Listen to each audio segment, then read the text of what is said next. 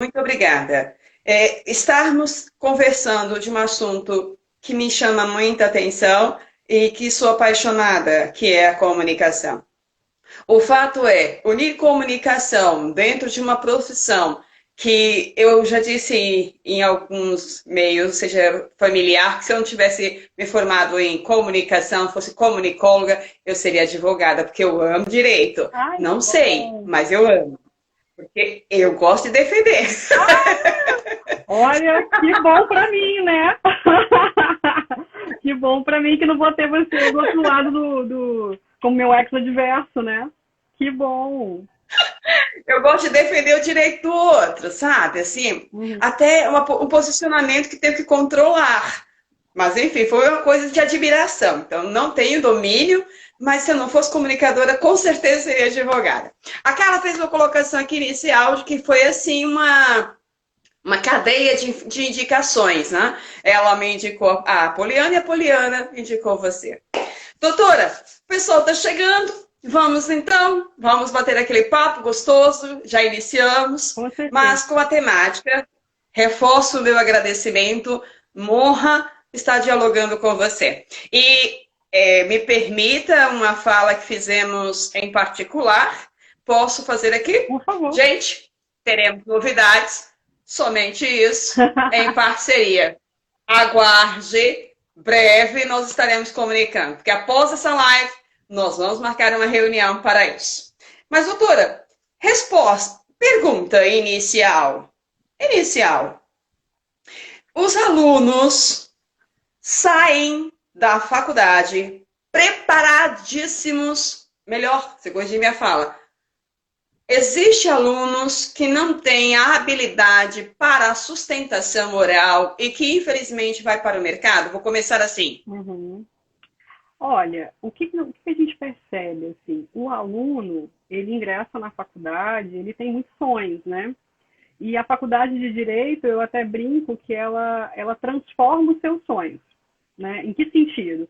Ou ele os aprimora, ou você segue adiante, ou você fala, não, isso aqui não é para mim de jeito nenhum, né? Então, assim, o direito acaba sendo algo muito, ou eu amo, ou eu odeio, né? Não há como ser indiferente ao direito. É difícil você ser indiferente ao direito. E entre as habilidades que nós temos, é justamente essa questão de oralidade. É interessante falar de oralidade porque quando a gente, nos primórdios do direito, não existia essa questão escrita. O direito era defendido, o direito era falado, ou seja, ele era passado pelas pessoas por meio da fala. Então, se a gente trabalha, se a gente faz uma questão histórica, por exemplo, a gente vai verificar em Ótimo. Roma, exatamente, em Roma, na Grécia, quem eram os grandes oradores? Né? Eram os juristas, ou seja, aqueles que conseguiam desempenhar pela oratória, né, com a arte do convencimento do outro daquelas ideias que eles gostariam de estarem manifestando. No caso do nosso aluno do direito, ele não tem essa, vamos dizer assim, a cadeira oratória, né? Nós desenvolvemos essa habilidade na faculdade por meio de trabalhos em grupo, por exposição, né? Alguns alunos apresentam mostras científicas, né? Então isso acaba efetivamente desenvolvendo a fala. Mas não existe a cadeira específica de oratória. E isso é muito complicado, porque o aluno, ele, embora seja muito técnico, né, ele vai ter toda uma formação técnica, ele precisa convencer o outro da sua formação. E muitas vezes esse convencimento se dá por meio da fala, e não pela escrita, né? E aí a pergunta é justamente essa, né? Hoje, toda a nossa o desenvolvimento do direito está no sentido de desburocratizar, né, retirar essa questão do papel, colocar uma questão mais rápida. A gente, por exemplo, tem o juizado especial, em que tudo se concentra em uma audiência, via de regra. Então, o que acontece em relação a isso? A oralidade é importante, né? Ou seja, você falar, você expor as suas ideias neste contexto. E, infelizmente, grande parte dos alunos não desenvolve isso, seja porque tem um certo receio de exposição, que é comum, né? Ou também por uma falta de oportunidade. Imagina que talvez não precisará disso no desenvolvimento da carreira. E Eu já digo o contrário. Eu acredito que uma pessoa consegue convencer melhor pela fala do que pela escrita. Me parece Você fez uma colocação mais interessante. que eu gostaria de fazer um link. Claro. Eu tenho um olhar para a história, Uhum. que eu sou apaixonada. Porque quando se fala de oratória, tem, de fato, uma base, um embasamento. Então, no contexto da comunicação, filosofia, os oradores, Platão, Aristóteles, Sócrates. E você fez uma colocação, e entre esses que citei, alguns juristas. Então, essa colocação que você fez, eu gostaria de retomar um pouco, só para embasar ainda mais, porque para a atualidade, a diferença é, nós hoje temos melhor, não vou partir ainda para esse ponto. Nós temos hoje mecanismos fabulosos, fantásticos, que possibilita esse profissional da área se estruturar. Sim. Como você fala, fazendo um parâmetro, como você citou, no passado não tinha essa estruturação. Então, a oratória em si, ela tem um papel importantíssimo dentro do contexto de um advogado. Sim. E eu gosto de colocar isso porque a gente, às vezes, tem uma noção de que oratória, dom de fala, exposição, são habilidades que são inerentes a determinados indivíduos. Né? A gente não acredita que isso possa ser desenvolvido. E é engraçado a gente estar falando de filosofia, de Grécia e tudo, quando, na verdade, olha que interessante, a virtude pode ser ensinada. Aristóteles dizia isso, né? A virtude pode ser ensinada. Então, se a virtude pode ser ensinada, como que a oratória não pode ser? Né? Então, me parece, de fato, que ela é uma ferramenta super importante para o convencimento, né? Principalmente quando você vai... para as pessoas que trabalham com direito sabem disso, quando nós vamos, que a gente chama de despachar um processo, né? Seria basicamente conversar com o magistrado sobre uma petição que nós apresentamos, sobre um pedido que nós apresentamos. E o que acontece ali? Eu tenho o meu papel, que eu já escrevi tudo, né? Como que eu faço para aquele magistrado, que é uma pessoa altamente preparada, super conhecedora do direito, como que eu posso trabalhar a minha fala de modo que ele se vire para mim, né? No sentido de atenção? E eu falo pela minha trajetória. Todos os processos que são mais importantes no sentido que existe uma problemática maior, todos eles eu fui despachar. E todas as vezes que eu fui despachar, eu sinto que existe uma melhora, né, no sentido de compreensão do magistrado. Porque não fica tão... Você consegue conversar com ele, ele dialoga com você naquele momento de fala. O que não é possível numa petição. Numa petição você está unilateralmente expondo todo um contexto. Agora, num momento de fala, você já tem essa condição. Né? Super interessante isso.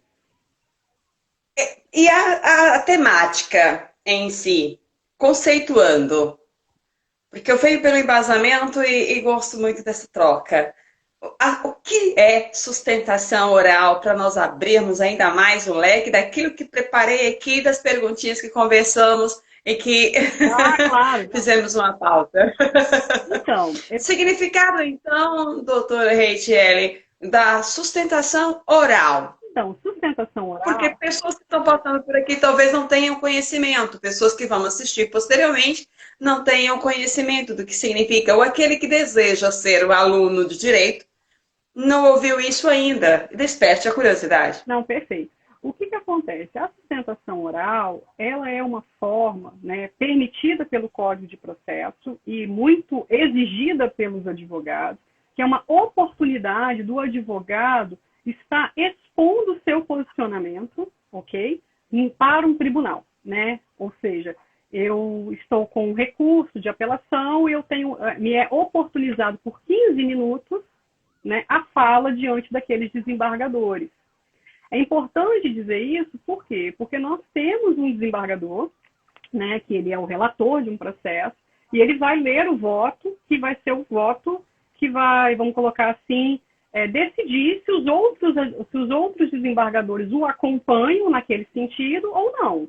Né? O desembargador pode entender, os outros podem entender, este voto está adequado, e outras vezes, não, este voto não está adequado, eu gostaria de rever o meu ponto, alguma coisa assim. Com a sustentação oral, que é algo que foi, vamos dizer assim, inclusive colocado em maiores possibilidades pelo Código de Processo atual, no artigo 936, no artigo 937, no artigo 984, são oportunidades em que o advogado, por 15 minutos, tem esse momento de fala. Ou seja, que ele pode dizer as razões pelas quais ele entende que aquele pedido dele deveria ser provido, né? Deveria ser atendido pelos desembargadores. E esse momento é importante, por quê? Porque ele já atravessou uma petição, eles já leram uma petição. Mas uma petição, ela não vem em áudio, via de regra, né? Ela vem escrita. Então, eu acredito que no momento que você traz a sua entonação, o seu tom de voz, o seu argumento falado, ele é essencial, muitas vezes, para convencer aquele desembargador que, a princípio, não compreendia da mesma forma que você, que aquele direito poderia ser concedido ao seu cliente. E, muitas vezes, a partir da sua fala, ele muda o seu posicionamento. Então, na realidade, tudo para advogado otimizar a defesa. É tudo para otimizar a defesa. Perfeitamente. A sustentação oral otimiza uma defesa. Sim. Porém, essa otimiza... Não é isso? Sim, perfeitamente. Otimizando essa defesa. Mas o interessante é que só uma fala com muita cautela e ética, que tem um negócio, uma perguntinha aqui que eu vou falar daqui a pouquinho, pessoal. A gente vai conversar rapidinho. Mais um pouquinho eu já vou passar para a doutora. Mas, assim, o que me chama a atenção, eu tive contato com um amigo, e ele tem 25 anos de experiência na área de direito, e ele me fez, professor também, fez uma colocação. O que me deixa triste, Giovânia, é o recém-formado está diante de um tribunal, ou seja, no tribunal, diante de promotores de defesa, para defender, e no momento de otimizar, foi essa a colocação dele, por isso que puxei o gancho. Não sai a fala como deveria, não faz a argumentação.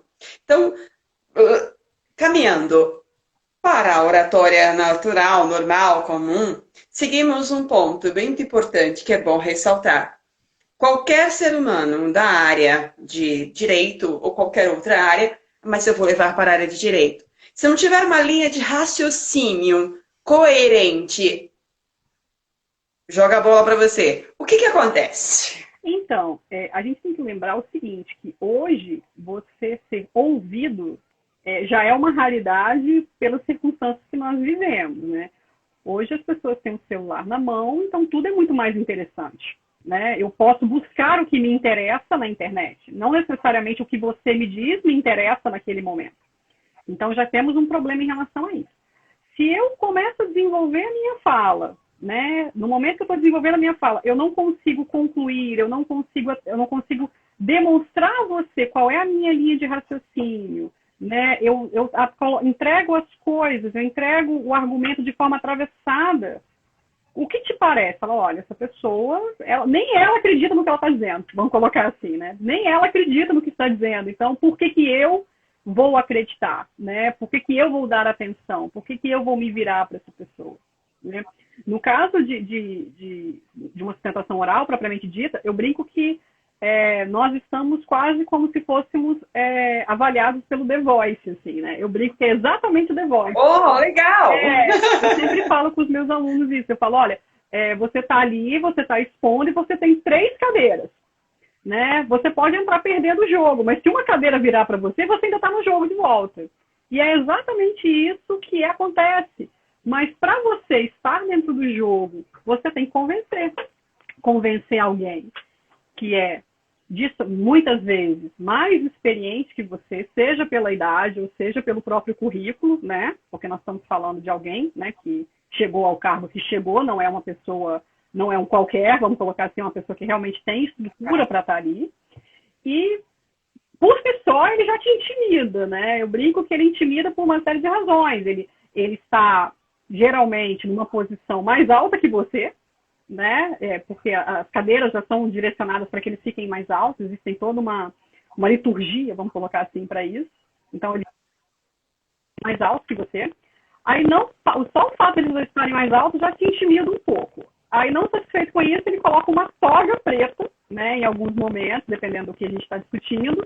Né, se for no âmbito criminal, existe muito comum, um trabalhista também, que já te mostra assim, olha, nós somos diferentes, eu estou de toga, você não. Né? Então, já tem aquele distanciamento, aquela reverência toda, e ele está ali para decidir o futuro do seu cliente. Então, isso tudo... Doutora, deu a interferência, acho que aí na internet. Será? A minha está ok. Consegue me ouvir agora? Consegue? Agora sim.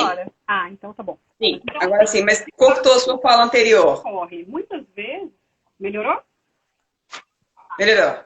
Muitas vezes isso tudo nos intimida, né? Então, já tem todo o nervosismo que é a própria condução do processo judicial. Aí você já tem aquela liturgia toda, né? Como que eu vou me direcionar essa Vossa Excelência, né? Como que vou chamar a atenção de Vossa Excelência?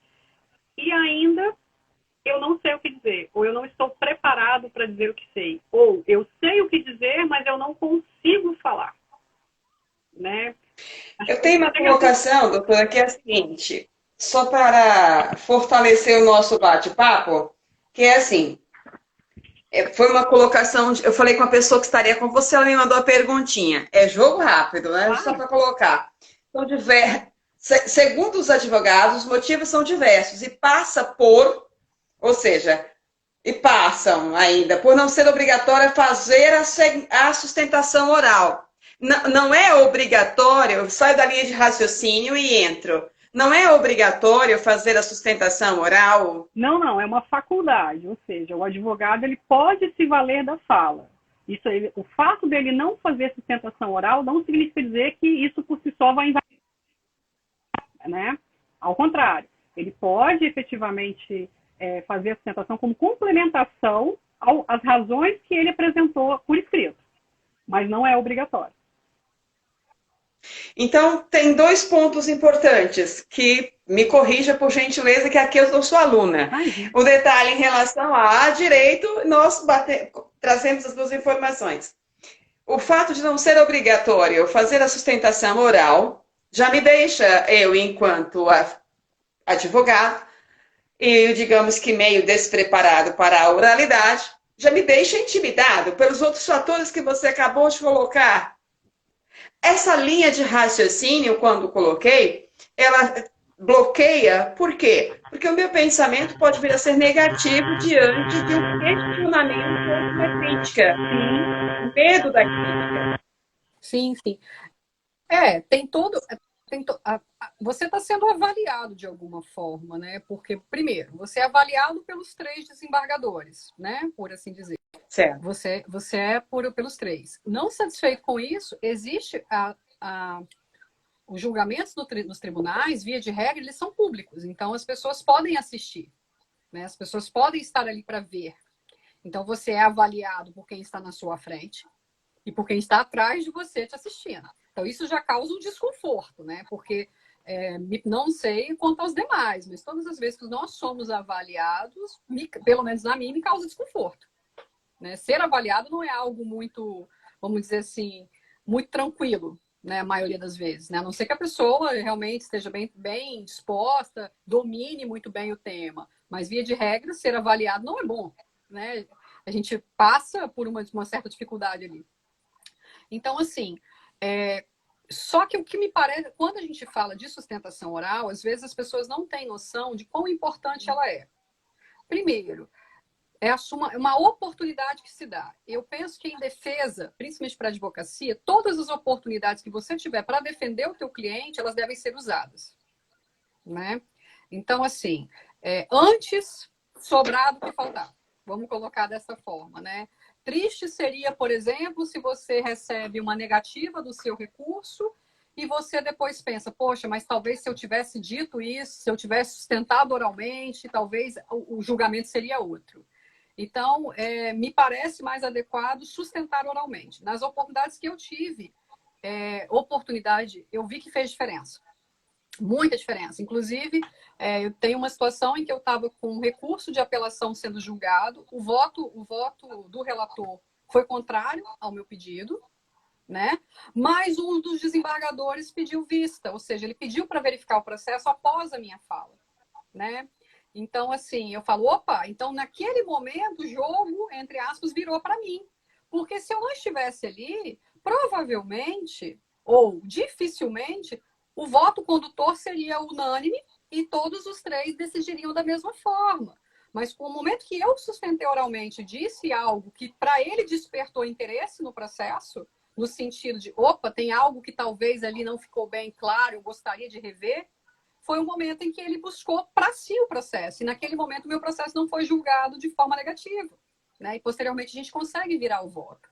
Então, me parece que o advogado, ele deve, eu não digo nem que, por mais que seja uma faculdade, por mais que seja uma possibilidade, ele deve sustentar oralmente. Né? Ele deve perder essa questão do tipo, vou deixar lá, deixa eles decidirem. Veja, isso traz uma segurança para o seu cliente também no sentido emocional, porque seu cliente se sente protegido. Na medida em que ele pensa, poxa, mas meu advogado, ele inclusive foi sustentar oralmente, ou inclusive ele foi até lá para poder dizer as razões pelas quais eu tenho aquele direito, né? E eu sempre falo, quando a gente fala de etimologia, quando a gente fala da palavra cliente, o sentido dela, cliente significa você estar sob a proteção de alguém. Então, se nós estamos protegendo alguém na condição de advogados, efetivamente nós precisamos utilizar todas as armas que nos são disponíveis. Porque senão a nossa defesa, a nossa proteção não será feita de forma eficaz, né? Um ponto que você fez a colocação, sustentação, é verbalização, ou seja, o poder da verbalização. O verbalizar também tem um ponto aí que devemos acrescentar, e eu queria o seu olhar. Uhum.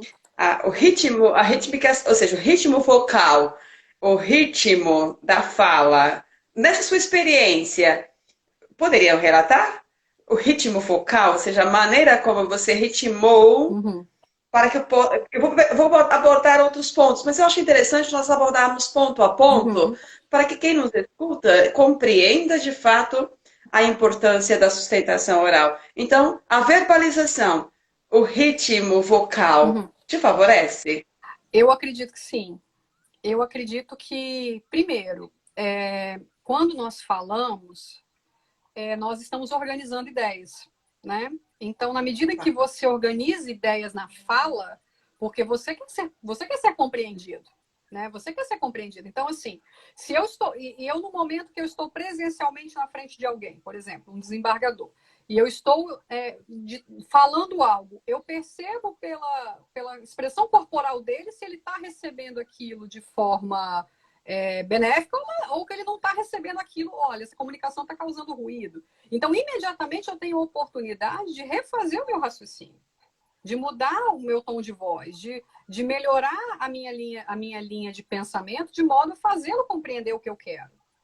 Num papel, isso não existe. Num papel, eu escrevi uma vez, a partir do momento que eu entreguei, eu não tenho mais essa oportunidade, né?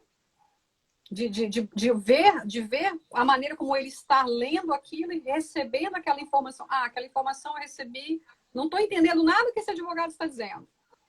Ele não vai entender. Vai continuar sem entender. Eu percebo algo em minha área, só para contribuir, claro. Que é o seguinte. Quando faço o ritmo vocal, para expressar essa linha de pensamento que você acabou de colocar, existe uma diferença na absorção, ou seja, quem absorve. Então, por isso minha pergunta para o advogado. E eu já assisti uma experiência não tão... Mas, enfim, já assisti. E é muito forte, dependendo da situação. Por que alguns gritam? Sabe me dizer? Essa sustentação oral é legal? Aí eu vou te perguntar, por que gritam? Olha, assim, eu sou adepta de que o melhor argumento, ele sempre vence independente do seu tom. né, de voz. Fato. Né? Então, eu acredito que quando nós temos bons argumentos, nós não precisamos gritar. Evidentemente que, por exemplo, num júri, um exemplo, né, já saindo um pouco da sustentação oral, mas falando do júri, você querer convencer os jurados de um determinado ponto da sua defesa. Muitas vezes você quer trazer uma entonação maior, entendeu? Ou até exprimir uma emoção de indignação ou algo assim, porque o júri é um teatro, em certa medida, né? Você faz uma teatralidade naquele sentido. Então, você tenta convencê-lo por aquele grito, por aquela forma. No geral, eu percebo assim, não sendo essa hipótese de júri ou essa questão do teatro em si, quando nós gritamos ou quando nós falamos mais alto, nós estamos perdendo nossos argumentos, né? Porque eu preciso usar um modo de força, mesmo que seja num tom agressivo de fala, né? Então, se eu não consigo te convencer pela firmeza dos meus argumentos, pela minha clareza de raciocínio, me parece que eu estou perdendo a razão. Então, eu quero te intimidar. E talvez o grito pode ser dessa forma.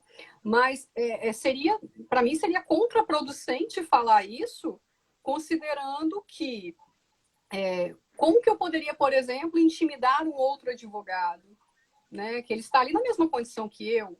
Né? Eu pelo menos penso isso. Existe uma paridade de armas, né? Você está ali, você tem a mesma condição que eu para desenvolver determinado raciocínio, para utilizar seus argumentos. Então, me parece que quando eu utilizo essa questão do grito, da imposição, de uma fala mais agressiva, eu estou perdendo a oportunidade de me fazer, de convencê-lo. Porque nesse momento eu já percebi que eu não consigo convencê-lo pelos meus argumentos, vou tentar, então, te intimidar. Né? Mas o direito ele foi feito justamente para que a força não seja a forma intimidadora. Se eu tenho uma sociedade baseada no direito, é porque eu não quero uma sociedade baseada na força. Né? O direito ele foi constituído para poder ser a baliza, para poder ser um mecanismo de, vamos dizer assim, de equilíbrio entre você que é mais forte ou você que é mais agressivo e eu que não sou. Né? Eu quero ter o meu direito, né, prevalecido, independente da minha questão física, da minha questão de temperamento, né? Porque o direito ele não reconhece essas questões, porque ele entende, se é justo, é justo, né? Então, me parece que quando o advogado ele vai para essa questão de gritos ou de intimidação, eu, particularmente, acho que ele está perdendo uma idade muito boa de se fazer compreender. Ao passo que, como eu disse, eu fiz a ressalva em relação ao júri, né? O júri existe uma situação diferenciada, né? Os advogados que militam ali, não é a minha área, mas você verifica que muitas vezes eles utilizam esse recurso para chamar atenção, para trabalhar determinadas questões, né? De modo a fazer convencê-los, né? A se fazer convencer. Outra colocação, doutora, Não, que é o seguinte. Outra colocação. Diante do que você acabou de descrever, existem momentos diferentes para usar a sustentação oral? Existe uma diferença de situação para ser utilizada? Bom, o Código de Processo, ele traz para nós, na sustentação, as disposições sobre sustentação oral. É oportunizado ao advogado. Né? Evidentemente que os advogados que pedem ou solicitam a sustentação oral, eles têm prioridade no julgamento. Então, por exemplo, se eu tenho 20 processos para serem julgados, os advogados que pediram sustentação oral, eles têm preferência na pauta, né, no julgamento de pauta. Agora, é uma questão realmente de estratégia do advogado. Né? De fato, eu penso que seja uma questão de estratégia. Não seria bem o Código de Processo que diria. Ele dá a oportunidade. Ele fala, você tem 15 minutos de fala nessas hipóteses recursais aqui, né, que está no artigo 936, 937 984. Agora, que é uma apelação e tudo. Agora, o advogado ele pode se valer ou não. Então, me parece mais uma questão de estratégia do advogado do que efetivamente uma imposição do Código. Não sei se me fiz claro. A Natália... Sim, sim. A Natália colocou aqui muito aprender com a professora. Ai, que maravilha. Saiu aqui a Natália. Deixa eu voltar aqui um pouquinho. Nós estamos caminhando. Uhum. Deixa eu passar algumas informações aqui. Muito a aprender com a professora, que é minha inspiração. Ah, que Então, inspiração.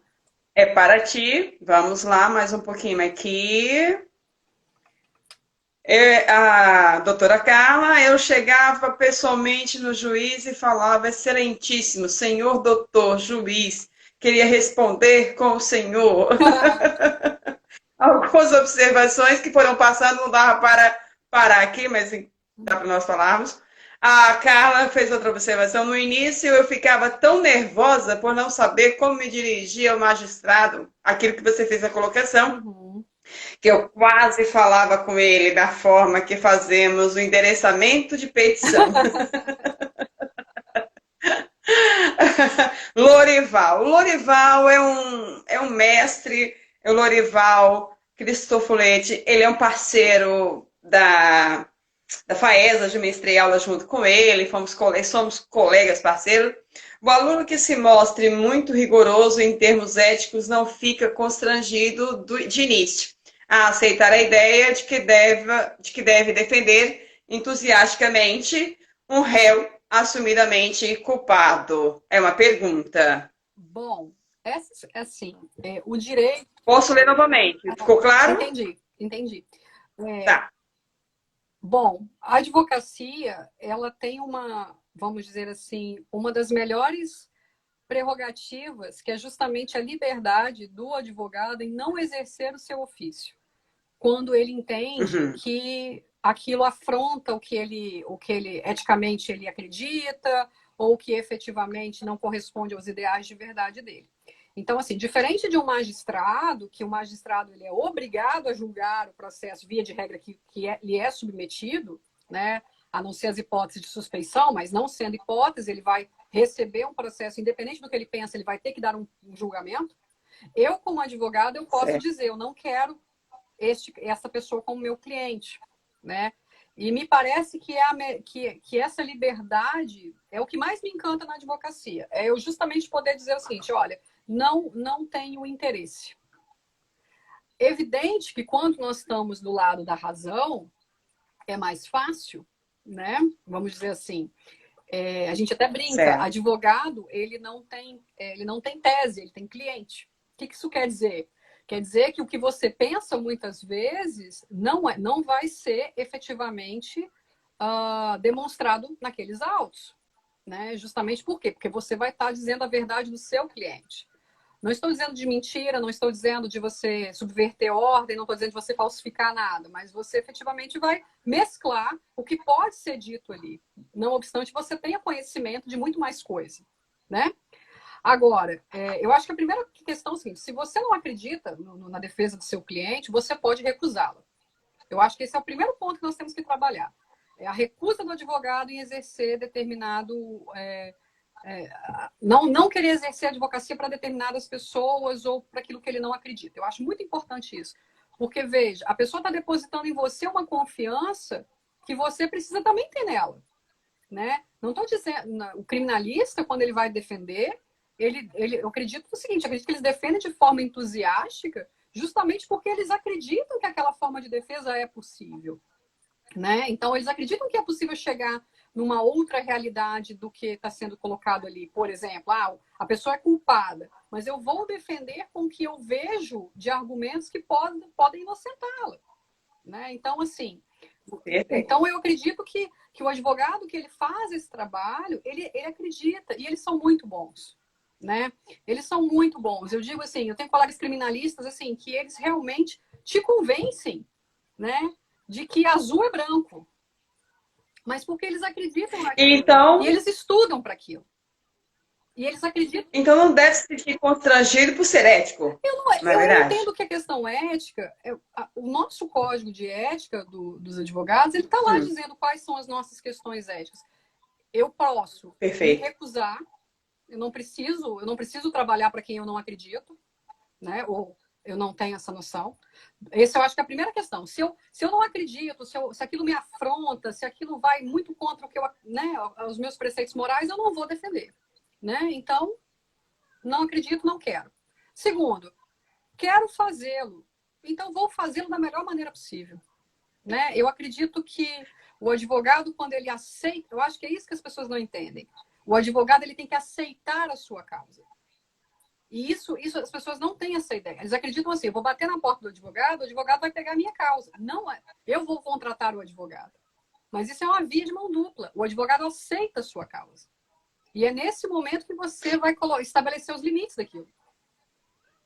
E estabelecer os limites, a nossa temática, sustentação oral para o jurídico, ou seja, para o tribunal, mas também para o cliente. Você sustenta a sua oralidade em defesa daquilo que você acredita. Sim. Coerente, doutora? Sim, sim. Sim? A gente tem que entender que hoje o cliente ele é diferente de um cliente de quero dizer com isso. Por exemplo, o cliente o advogado, que eram poucos, né? Então, só por ser poucos já tinham uma certa restrição de verdade, né? Ou seja, eu tenho 5 advogados, só aqueles 5 têm condições de dizer o que é o direito. Hoje, nós estamos no país que mais tem advogados no mundo inteiro, né? Então, ou seja, você tem um mercado disputadíssimo. Não satisfeito com isso, você tem hoje ferramentas de internet, como Google, como buscador, como qualquer coisa, que você pode buscar aquela informação a qualquer momento, né? Então, veja, é difícil você acreditar hoje que um cliente bate no teu escritório sem ele já saber, ou pelo menos ter buscado na internet quais são os direitos dele. Uhum. Muito pelo contrário, ele já chega com uma resposta pré-moldada, né? Na verdade, você não vai dizer o que é direito para ele, você vai confirmar se o que ele leu é certo ou não. Então, isso é uma mudança de paradigma que você, na verdade, você o convence. Então, o primeiro juiz da causa, vamos colocar assim, é você, porque você aceita ou não aquela causa. E segundo, ao aceitar, você tem que convencer aquela pessoa de que você é o ideal para defendê-la. E isso é de uma magnitude que nós não entendemos, né? A arte de você convencer uma pessoa vai desde uma postura, no momento que ela entra no seu escritório, ela fala, poxa, aquela pessoa me traz credibilidade. A fala dela é uma fala reta, é uma fala que eu consigo compreender, é claro, eu me sinto confiante com aquele advogado, então eu vou contratá-lo, né? Então, assim, ali se estabelece uma relação de confiança. E muitas vezes essa relação de confiança, ela é destruída na sua fala. No momento em que você não consegue nem firmar, num primeiro momento, as suas convicções frente ao seu cliente. Aí o seu cliente fala, poxa, mas esse meu advogado não tem, vamos dizer assim, postura nem para me atender, quanto mais para me defender num tribunal ou diante de qualquer coisa, né? Então, me parece que é muito importante essa questão da pessoa trabalhar essas ferramentas, né? De oratória, de postura, de dicção, desde o momento que vai trabalhar com o cliente, né, de convencê-lo a contratar, porque hoje nós temos que ser realistas, nós temos vários advogados muito competentes de diversas áreas, então a pessoa ela escolhe, né, tem um cardápio bem elaborado, por assim dizer, né, e a partir do momento que ela escolhe esse advogado, ela vai estar trabalhando também com essa questão de como que eu vou, vamos colocar assim, convencer de que eu sou um bom advogado frente aos demais a ponto de você querer me contratar e não contratar o outro. Então, essa arte do convencimento também nesse momento. Você falou a palavra arte de convencimento e a nossa contribuição está dentro da sustentação oral. E a contribuição também do Lorival é fantástica, eu gostaria de ressaltar. Uhum. Em relação à disciplina oratória, de não ter dentro do curso. Sim. Não tem a oratória, especificamente. Mas ele faz a colocação aqui, tem uma disciplina de dramatização, ele coloca entre aspas e pergunta, e interrogação. Então, de fato, o que acontece?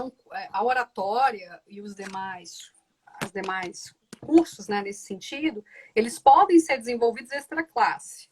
Né? Eles não fazem parte... Dentro do curso? Não, ele não faz parte de um curso básico de direito.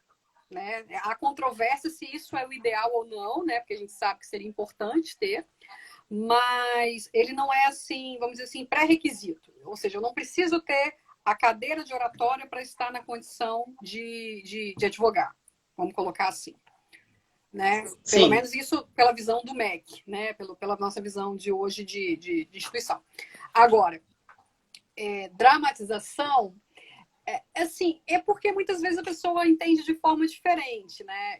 Eu não entendo que quando nós entramos num tribunal, ou entramos no júri, existe a teatralidade, existe toda uma questão, porque, assim, eu penso que quando nós estamos diante da nossa profissão, nós vestimos uma roupa.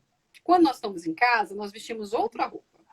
E as pessoas, as pessoas às vezes não compreendem isso. Por exemplo, se me verem em casa, vão falar assim, mas a Richelle em casa é uma pessoa completamente diferente da Richelle professora, da Richelle advogada. Então, assim, até a maneira, desde a minha vestimenta, né? Eu não me visto da mesma maneira que eu estou aqui para prestar uma aula, para dar uma aula, para, né, trabalhar num processo, da mesma forma que eu vou ao supermercado.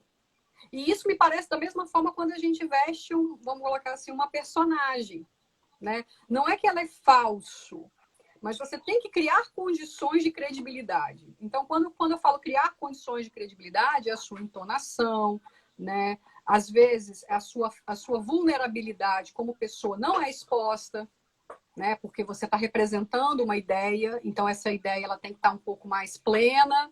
Então, assim, às vezes, por exemplo, a gente está lá num momento borbulhando, né? Tendo frio na barriga, e eu, pelo menos, o meu nunca acabou, né? Ele continua. Eu confesso, sou uma pessoa tímida, né? Mas para exercer meu ofício, eu tive que mudar uma característica básica minha, né? Eu falei assim, não, gente, eu tenho que perder a vergonha, porque eu quero dar aula. Eu tenho que perder a vergonha, porque eu quero advogar. Eu não posso simplesmente me esconder, né? O advogado, ele não pode ser uma pessoa covarde, né? Não pode estar nessa condição. Então, assim, quando fala de dramatização, eu não entenderia dessa forma, mas eu entenderia você criar mecanismos, criar ferramentas, e isso é possível. Nós temos vários cursos de oratória, de desenvolvimento pessoal, de uma habilidade que você não tem, que você possa aprender, né? Não para criar uma coisa falsa, não é isso que eu estou dizendo, mas para aprimorar algo que talvez, num primeiro momento, você não tenha bem desenvolvido. Eu vou dar um exemplo bobo, assim. Eu tenho alunos que eles escrevem muito bem. Escrevem, nossa, parece que a gente está lendo assim, um texto de Machado de Assis. Eles são perfeitos. Porém, quando eles são submetidos a provas objetivas, de marcar X, vamos colocar assim, é um fracasso. O aluno, ele chega e fala, professora, pelo amor de Deus, eu faço a prova discursiva, porque a discursiva é o que me dou melhor. Só que a vida não é assim. A vida não chega para você e diz assim, você quer discursiva? Então eu vou te dar só a discursiva. Você gosta mais de objetiva? Então eu só vou te dar a objetiva. Não é assim. Muito pelo contrário, a vida ela te submete ao que ela quer. Então, eu tenho que me adaptar àquela condição. Então, veja, se eu não sou uma pessoa que hoje tem uma boa oratória, eu tenho que pensar, bom, então eu tenho que melhorar isso aqui, né? Da mesma forma, se eu não tenho carisma, eu preciso melhorar o carisma. Então, são formas que a gente vai se aprimorando. O ser humano não é um ser... Pegando... Pode falar. Só para informar, nós estamos apenas com 7 minutinhos. Claro.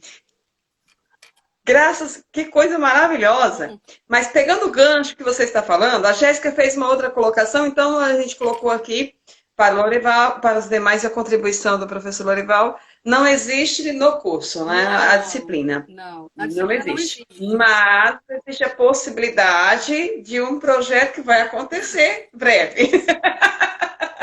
A Jéssica, ela fez o seguinte, existe alguma dica, doutora, para perder o frio na barriga? Olha, eu acho que a gente nunca deve ser submetido a uma situação que a gente não está preparado. Evidentemente que o desenvolvimento de uma audiência, o desenvolvimento de uma sustentação oral, ele não é linear. Aquilo pode acontecer, uma série de coisas e tudo. Mas estar preparado pelo que você pretende fazer é importante. Então, assim, vou me preparar bem para aquele momento. Isso é a primeira coisa que te traz um certo conforto. Porque a situação em si é estressante. A gente não estando preparado é pior, né? Então, a gente tem que se preparar, entre aspas, para aquele momento, para a guerra, né? Eu costumo fazer, quando eu vou ser submetida a questões de tensão, assim, coisas que são muito importantes, ou eu preciso realmente convencer alguém, eu costumo ouvir minhas músicas preferidas antes de fazê-lo. Eu me concentro dessa forma, vou me tornando uma pessoa mais alheia ao resto do ruído fora, no momento que eu ouço as minhas músicas. Tem pessoas que comem chocolate, tem pessoas que fazem... Não consegue ouvir? Vou voltar. Consegue me ouvir agora? Sim. Ela vai Tá ouvindo agora? Que bom. Quando ela vai se submeter a questões de estresse, ela tem que fazer algo de conforto para si. Por exemplo, é uma curiosidade meio estranha, mas, por exemplo, quando eu vou me submeter a uma sustentação oral difícil ou alguma questão difícil, eu ouço música. E eu gosto muito de rock. Então, eu ouço rock antes de fazer a sustentação oral. Então, quanto mais barulhento no meu fone de ouvido, para mim é melhor. Tem pessoas que gostam de comer chocolate, tem pessoas que gostam de relaxar, fazer meditação, mas eu gosto de ouvir algo muito nesse sentido, né? De metal pesado. Me favorece. Eu acho que a pessoa deve se tranquilizar, buscar o que é confortável para ela naquele momento, entendeu? Então, por exemplo, se é confortável para você comer um pedaço de chocolate, como? Se você gosta de ouvir música, ouça, nem que seja 2 minutos antes de fazer a sua concentração. Tem pessoas que fazem reza, tem pessoas que oram, tem pessoas que evitam estar em contato com outras. Eu acho que você tem que fazer algo que você se sente confortável antes de se submeter àquela situação que é estressante. Mas, que embora estressante, ela vai ser muito vitoriosa se você for bem-sucedido. Ótimo. Lorival adorou as respostas. Obrigada, professor Lorival, meu mestre. Na sequência, a Jéssica colocou muito boa dica. Na sequência, o professor Lorival fez a observação em relação à sua professora. Professora, você é competente, gostei. Gente, obrigada. Estão passando aqui, deixando muitos cheiros. Olha só, gente, nós temos aqui apenas 3 minutinhos. Por favor, quem passou, quem voltou, enfim, faz perguntas aí para a doutora, para as perguntas finais. Porque assim, Jéssica, quanto à questão da oratória, eu posso já te orientar com uma dica específica que trabalho e funciona bastante, completando as observações. Ai, que linda, Natália! As observações da doutora. Existe uma ferramenta em sua casa que ela é muito barata e simples, chama-se espelho. Então, usa esse espelho da sua casa, faça uso dele com as suas apresentações, com um monte de papel. Então, vamos lá, Jéssica. A professora aqui de oratória, a professora do outro lado, advogada. Para fazer o trabalho com a doutora, eu não vou mostrar minha letra feia, tá, Jéssica? Mas está aqui o meu rascunho, o meu roteiro de perguntas. Claro que não engessei, até porque não é essa o objetivo. A live é descontraída. Mas se tivesse em outro ambiente, como é o caso de vocês advogados, teria sustentação moral com embasamento. Então, assim, completando, vai na frente do espelho. Alguém vai te criticar primeiro, vai falar que você está doida. Não se preocupa.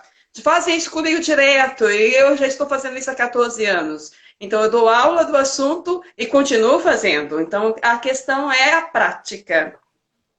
Todos os dias a gente tem que praticar, não é, doutora? A prática. Sim, sim. A perfeição é um hábito, né? Isso, exatamente. Nós não nascemos com ela, não somos perfeitos, mas podemos nos aprimorar por meio daquilo que repetidamente fazemos. É, verdade. Outra colocação aqui bem interessante. A Julie fez a observação, adorei a live e as dicas, obrigada. Nós que agradecemos, Julie. O Lorival fez uma pergunta. Com o Covid-19, há a perspectiva dos julgamentos serem online? Na verdade, eles já estão sendo. Já está acontecendo. Eu tenho 1 minutinho só, doutora. Vamos lá. Eles já são. Se ele tiver curiosidade de ingressar no site do Tribunal de Justiça, Ali, inclusive, ele já vai ter uma diretriz de como acessar o julgamento online. Né? Ou seja, o tribunal Então, agora pode utilizar a ferramenta do YouTube, outra questão de videoconferência, mas eles já está utilizando ferramentas tecnológicas para desenvolver o trabalho num período de pandemia. Então, isso já ocorre. que maravilha. A Jéssica disse, vou seguir essa dica. Jéssica é maravilhosa. A Natiele, Reitiele, maravilhosa. Tá quase terminando, vamos lá para nos despedir. Daqui a pouco ele começa a aparecer os minutinhos aqui. Já fiz isso diante do espelho e consegui ficar constrangida. Preciso praticar mais. Sim! A prática tem que ser constante. O treinamento, o autoconhecimento é fundamental em qualquer profissão. Você concorda, Etiele? Ou discorda? O autoconhecimento é fundamental. A gente tem que entender que, por mais que você tenha uma vocação, nem todas as habilidades que aquela profissão requer, você as tem de imediato, né? Então, assim, eu posso ter uma questão de...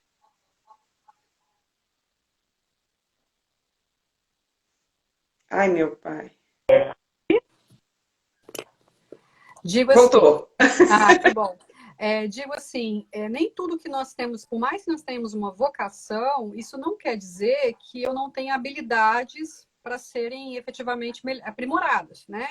Ou seja, eu posso falar muito bem, mas eu posso não escrever tão bem, né? Por exemplo, eu posso ser uma pessoa que negocia muito bem com o meu cliente, mas eu não consigo desenvolver uma fala segura na frente de um juiz também. Poderia ser essa questão. Figuras de autoridade me intimidam.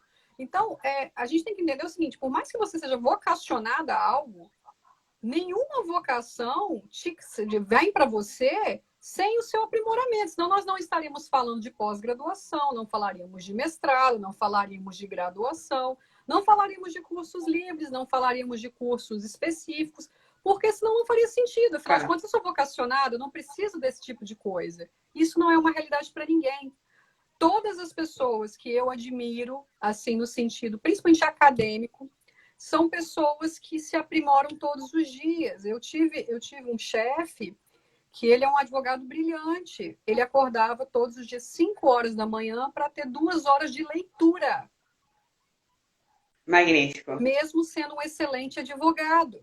Mas ele se aprimorava dessa forma, todos os dias. E às vezes ele pensava assim, nossa, mas se ele está fazendo isso, então eu tenho que fazer muito mais, porque eu não cheguei nem nos pés dele, né?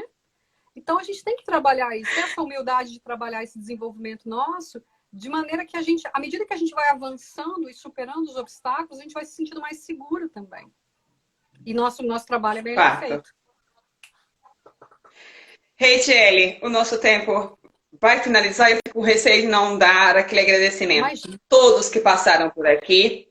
Agradeço imensamente por passar, por dar a sua contribuição. Obrigada. Um grande cheiro para todos que passaram. Gilmar Santana, boa noite. Não dá para falar muito agora. Todos os nomes. Obrigada. Obrigada mesmo pelo carinho. Ao mestre Loreval, a todos. Não dá para citar nomes. Mas, principalmente, agradeço a você, doutora Reitiele Berfluet, por me permitir entrar em sua casa e bater um papo sobre um assunto que amo, que chama-se oratória, porém, para a área da advocacia.